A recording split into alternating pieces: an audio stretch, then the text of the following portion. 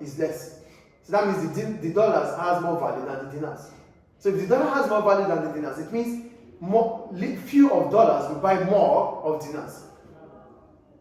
Do you get the point here? So it means because few of dollars will buy more of dinars, more goods will be bought with few dollars in the country. That is why we're having surplus.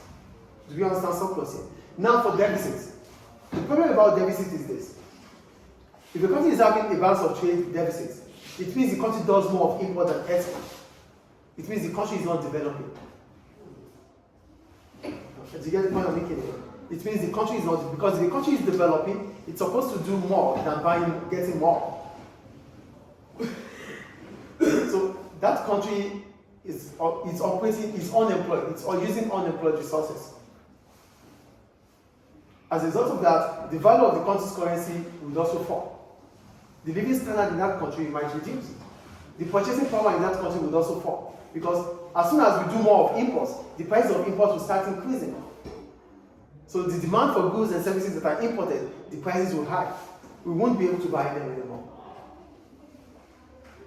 Do you get it? All in all, we're not supposed to have more surplus and more deficit. We are supposed to have a balanced one, yes?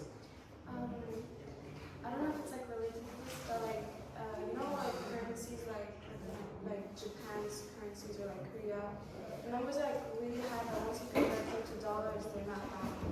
Yeah. You know, the currency, one thing about exchange rate is this. What is exchange rate itself? The value of the country currency compared to other currencies. That is exchange rate. So, the value of the country's currency, how huge, how strong or weak it is determined by the demand for and the supply of. So, if the demand for the Japan currency increases, the value of the Japan's currency will rise. But why do we have dollar so high or so strong? We have it so strong because the demand for dollar is always increasing. Do you get it? So the demand for a country's currency will determine, the demand and supply of a country's currency will determine if it's going to be strong or weak. Do I answer your question here? Do I answer your question? So a country's currency, I'm coming back to you. A country's currency is based on the demand for it and the supply of it. If we, like the way we are now, we are in Libya, if the demand for dinars increases, the value of dinars will start rising compared to other currencies. People, foreigners, you know, foreign investors might come into Libya. If investors come into Libya, multinationals come into Libya, they will need more of the Libyan currency. They won't deal in dollars, they will need dinars. And that might increase the value of the currency of Libya. So that's why economic growth will bring about increasing value of the currency. So if a lot of foreigners or foreign investors come into Libya, they will need the Libyan dinars. As a result of that, the demand for Libyan dinars will increase, bringing about an increase in the value. Then the dinars will start rising against the dollars. Do you understand? Okay, yes? There's a word I forgot. I've taken it before. It's when governments tax them. What is it called? When they tax like people that are like businesses that trade. There's a word for it. Well, if there's tax on trade is corporation tax. That's tax on trade is corporation tax. There's like a word for it. I forgot. Wow, you know. For taxes, tax is tax. The opposite of tax is subsidy. So we only have, for government, listen, government controls the economy.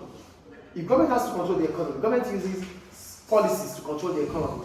They use monetary policies, which is interest rates, money supply, exchange rates, to control the economy in terms of money. And if government has to use supply side policy, they use education, training to control the economy, to make the economy what they want it to be. Another point government can use is fiscal policy. So we have supply side policy, we have fiscal policy, monetary policy. For fiscal policy, it's taxes and subsidy.